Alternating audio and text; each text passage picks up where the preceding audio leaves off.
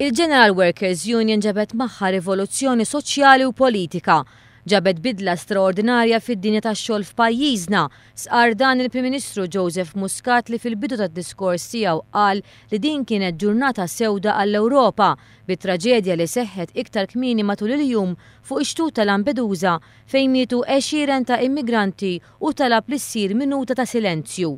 Fid-diskors tiegħu il-Prim Ministru enfasizza fuq l-ħtieġa li jinħoloq il-ġid fil-pajjiż ħalli jitkattar ix-xogħol u jinħolqu l-impjiegi. Waqt li ringrazzja li shop stewards għax-xogħol li jagħmlu, fisser kif min iħaddem jaf li l-unions dejjem jaraw li jaġixxu b'mod responsabbli. Qal li meta l-impjegati jkunu msieħba f'union fuq ix-xogħol tkun evidenti ċ-ċertezza.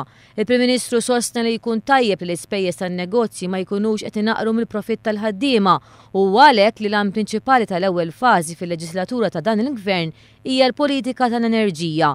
Għalhekk il-Gvern huwa impenjat biex f'Marzu li ġej il-kontijiet tad-dawlu tal-ilma jorsu għall-familji u aktar tard għan-negozji Maltin. L-Ene Malta ħatkun qiegħda titpoġġa fuq saqajja.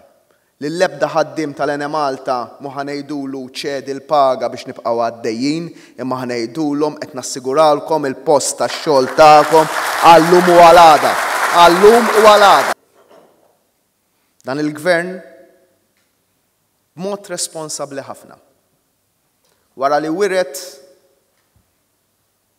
qafas ta' ristrutturizzazzjoni kif ukoll management għall-Air Malta perjodu targets definiti ħafna. Iddeċida illi jħalli lil dan il-management b'dan il-pjan biex jwassal fejn huwa imwiet. U meta dan il-management jasal fit-tmiem il-mandat tiegħu ftit tax-xhur oħra, ħankunu qegħdin nieħdu stokk tas-sitwazzjoni biex naraw il-persuni li ġew ingaġġati mhux bi ftit flus biex iwasslu lill-kumpanija fejn kien maqbul li jwassluha mal-Kummissjoni Ewropea, naraw fil-verità x'wettqu u ma wettqux. U mbagħad hemmhekk kulħadd jerfa' ir-responsabiltajiet tiegħu. Il-Prim Ministru ħeġġeġ biex ikun hawn f'pajjiżna evoluzzjoni u dijalogu soċjali permezz Kunsill tal-Unions fejn il-Unions inġabru madwar mejda waħda. Ġodda fejn fi ftit tal-ġimgħat kalla jrid ħankunu qegħdin nipproponu lill-Parlament il-liġi, il-bidliet li permezz tagħhom il-ħaddiema membri ta' korpi dixxiplinati bħal pulizija se jingħataw dak li sħabhom fl-Ewropa u f'pajjiżi oħra barra l-Ewropa ilu li kisbu snin sħaħ. Jiġifieri id-dritt li jissieħbu fit-trade union, ovvjament mingħajr id-dritt ta' strike. Dawn huma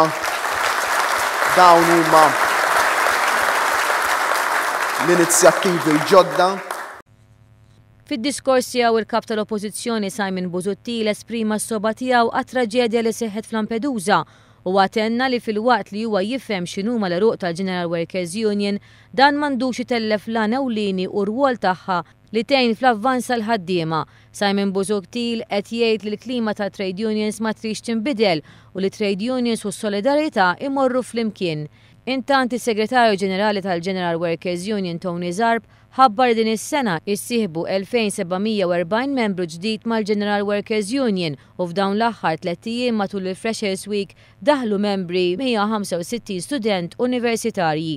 Ħabbar ukoll il-General Workers Union hija l-akbar trade union fil-Bank of Valletta u saħaq li minkejja xkil li l-General Workers Union kellha tħabba twiċċa magħha matul dawn l-aħħar 25 sena, il-General Workers Union se tkompli bil-ħidma sfiqa tagħha favur il-ħaddiem filwaqt li esprima l-apprezzament tal-Union għall preżenza tas-Segretarju Ġenerali tal-Konfederazzjoni ta' Trade Unions Ewropej Bernadette Segol. Tony Zarb ippropona li f'perjodu li Malta jkollha l-Presidenza tal-Kunsill tal-Unjoni Ewropea fl-2017 issir f'Malta laqgħa tal-Eżekuttiv tal-ETUC. U għatem id-diskors tiegħu billi qal li bis-saħħa tal-General Workers Union kulħadd qed jitkellem fuq il-ġlieda kontra x-xogħol prekarju.